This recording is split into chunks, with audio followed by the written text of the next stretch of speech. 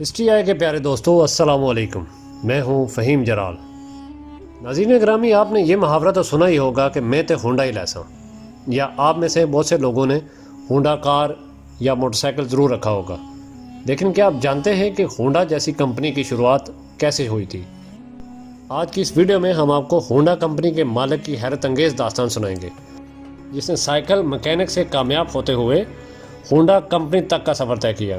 یقیناً یہ حقیقی کہانی آپ کے لیے انسپائریشنل کا ثابت ہوگی، لہٰذا آپ سے درخواست ہے کہ ویڈیو کو سکپ کیے بغیر آخر تک ضرور دیکھیں۔ تو آئیے آج کی اس قیمتی معلوماتی ویڈیو کا آغاز کرتے ہیں۔ ناظرین گرامی، کیا آپ جانتے ہیں کہ دنیا کی پہلی کار کے موجد کا نام نکولس جوزف تھا، جو فرانس کا باشندہ تھا۔ اس کی ایجاد کا چرچا سن 1799 میں ہوا۔ وہ فوج میں ایک انجینئر تھا۔ اس نے باپ سے چلنے والی جو گاڑی تیار کی تھی وہ بھاری اور سست رفتار تھی، جس کے 3 پہیے تھے۔ یہ گاڑی آج بھی ایک عجائب گھر میں محفوظ ہے۔ 1885 میں کارل بینز نے دنیا کو حیران کر کے رکھ دیا اور ایک ہارس پاور کے انجن سے توانائی حاصل کرنے والی گاڑی تیار کر ڈالی۔ جرمنی کے کارل بینز کی ایجاد کردہ گاڑیوں میں 3 آدمیوں کے بیٹھنے کی گنجائش تھی اور اس کے 3 پہیے تھے۔ یہ پہلی آٹو موبائل کار کہلاتی ہے۔ کارل بینز نے ہی 4 پہیوں والی پہلی کار 1899 میں بنائی۔ مشہور زمانہ لگژری کار مرسڈیز بھی کارل بینز نے بنائی تھی، جس کے بعد مختلف کمپنیاں قائم ہوئی اور کاریں بنانے کا سلسلہ شروع ہو گیا۔ تاہم باپ کے انجن کی تیاری ریل گاڑی اور موٹر کاروں کے حوالے سے 18ویں صدی عیسوی میں متعدد انجینئر نے ایسے کئی تجربات کیے کہ موٹر کاروں کے لیے کسی ایک کی ایجاد کو اولین کہنا بہت مشکل ہوگا۔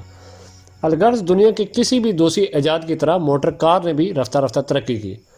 پچھلی 2 صدیوں کے مقابلے میں جب انسان نے زیادہ وسائل اور قسم قسم کی ٹیکنالوجی اور سہولیات حاصل کر لی تو اس کا شوق اور معیار زندگی بھی تبدیل ہوا، اور آج جدید خودکار اور سفر کے اعتبار سے نہایت آرام دہ کاریں سڑکوں میں نظر آتی ہیں۔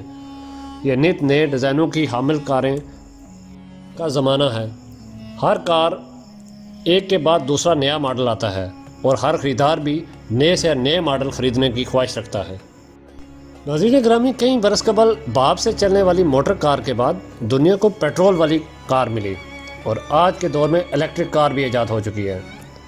بجلی سے چلنے والی دنیا کی پہلے کار کے موجد کا نام رابرٹ ٹیرس ہے، اور وہ ناروے ملک سے ہے، جس کے دارالحکومت اوسلو میں سب سے زیادہ ایکٹیو کاریں موجود ہیں۔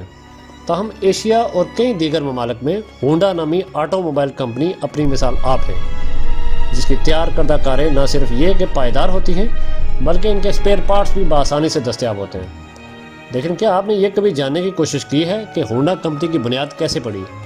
اس کمپنی کے مالک کی کہانی بے حد دلچسپ ہے۔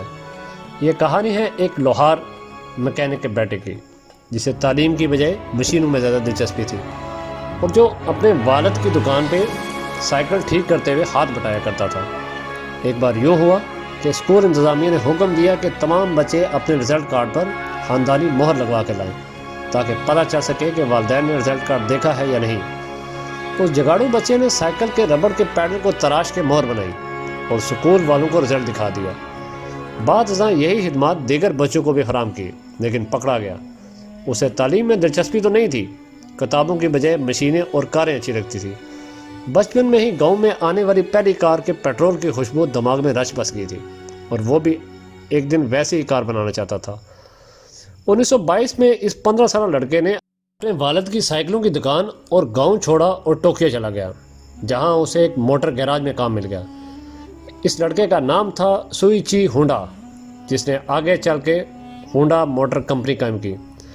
ناظرین گرامی، 6 سال ٹوکیو کے گیراج میں بطور مکینک کام کرنے کے بعد 1928 میں 22 سالہ سوئیچن ہونڈا نے اپنا آٹو ریپیئرنگ کا کام چھوٹا موٹا بزنس شروع کر دیا، اور 1937 ٹوکائی سیکی کے نام سے کمپنی قائم کر لی، جو ٹوٹا موٹرز اور جاپانی ایک ایئر کرافٹ کمپنی کے لیے پسٹن رنگز بناتی تھی۔ لیکن 1944 میں جب دوسری جنگ عظیم عروج پر تھی تو سوچی ہونڈا کی کمپنی نے ایک پلانٹ امریکی طیاروں کی بمباری سے تباہ ہو گیا۔ دوسرا پلانٹ 1945 میں زلزلے کی نظر ہو گیا، اور کمپنی کی باقیات ٹوٹا کو 4.5 ین میں بیچ دی گئی۔ 1946 میں سوئیچیرو ہونڈا کو جاپانی امپیریل آرمی کا چھوڑا ہوا ایک جنریٹر ملا، جس نے اسے موٹر سائیکل انجن ڈیزائن کرنے کے لیے ایک چھوٹا آئیڈیا دے دیا۔ اکتوبر 1946 میں 40 سالہ سوئچیرو نے اپنے نام پر ہونڈا ٹیکنیکل ریسرچ انسٹیٹیوٹ قائم کیا اور 24 ستمبر 1948 کو اپنے آبائی شہر ہماواکسو میں ہونڈا موٹرز کارپوریشن کی بنیاد رکھی۔ یہاں پر ہی پہلی بار ہونڈا ٹائپ ایک موٹر سائیکل بنائی گئی۔ 1949 میں ہونڈا نے 2 اسٹروک 98 سی سی ایک بائک متعارف کرایا اور اس سیریز کا نام ڈریم رکھا، جو آج تک چل رہی ہے۔ یوں مسٹر ہونڈا کا خواب حقیقت میں بدلنا شروع ہوا۔ انہوں نے اپنی کمپنی کا برانڈ سلوگن بھی یہی رکھا، دی پاور آف ڈریمز۔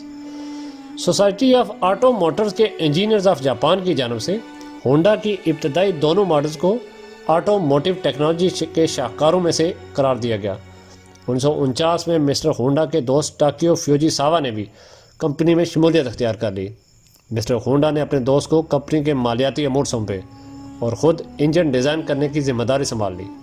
ناظرین گرامی، دونوں دوستوں نے کاروبار کو وسیع کرنے کے لیے دن رات ایک کر دیا، جس کا نتیجہ یہ نکلا کہ 1959 میں ہونڈا موٹر سائیکل نے جاپان سے باہر قدم رکھا اور اپنی پہلی ڈیلرشپ کا آغاز امریکہ سے کیا۔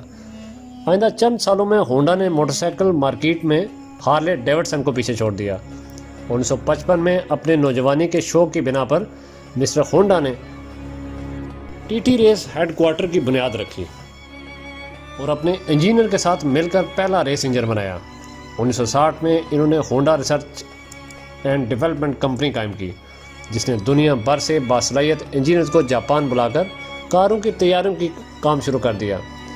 21 اکتوبر 1966 کو ہونڈا موٹرز کمپنی نے پہلی کار M360 متعارف کرائی، جس کے بعد 1969 میں امریکہ میں M600 زیڈان متعارف کرائی گئی۔ آج یہ کمپنی دنیا بھر میں سالانہ لاکھوں موٹر سائیکل، کاریں اور انجن فروخت کرتی ہے۔ فورن میگزین کے مطابق ایک سائیکل میکینک کے بیٹے کی قائم کردہ یہ کمپنی آج 193 ارب ڈالر کے مجموعی اثاثوں، 130 ارب ڈالر کے سالانہ سیل، 8.5 ارب کے سالانہ منافع اور تقریباً 45 ارب ڈالر کی مارکیٹ ویلیو کے ساتھ دنیا کی 2000 بڑی کمپنی میں سے 103 نمبر پہ ہے۔ ناظرین گرامی، اگر تاریخی اعتبار سے دیکھا جائے تو 1984 میں پہلی مرتبہ پیٹرول کو 4 اسٹروک اسپائکس پار ایگنیشن انجن میں استعمال کیا گیا۔ تاہم اس وقت کیروسین تیل کی پروڈکشن کے دوران پیٹرول کو فقط ایک اضافی پروڈکٹ سمجھا جاتا تھا۔ سن 1900 سے 1920 کے دوران پیٹرول کی طلب میں نمایاں اضافہ ہوا۔ اس طرح اسے ایک ضمنی پروڈکٹ کی بجائے زیادہ تیزی سے جلنے کی بنیاد پر کیروسین پر فوکے دینے جانے لگی۔ 20ویں صدی کے آغاز میں تیل کی کمپنیاں پیٹرول کی تیاری کے لیے خام تیل کو صاف کیا کرتی تھی۔ تاہم اس دوران گاڑیوں کی تیاریوں میں نہایت تیز رفتاری سے اضافہ ہوتا چلا گیا اور ایندھن کی طلب بھی اسی بنا پر بڑھتی چلی گئی۔ جی تو پیارے دوستو، یہ تھی ہماری آج کی ویڈیو۔ امید ہے آپ کو ویڈیو پسند آئی ہوگی۔ اگلی ویڈیو تک اپنے دوست فہیم جلال کو اجازت دیں۔ اللہ حافظ۔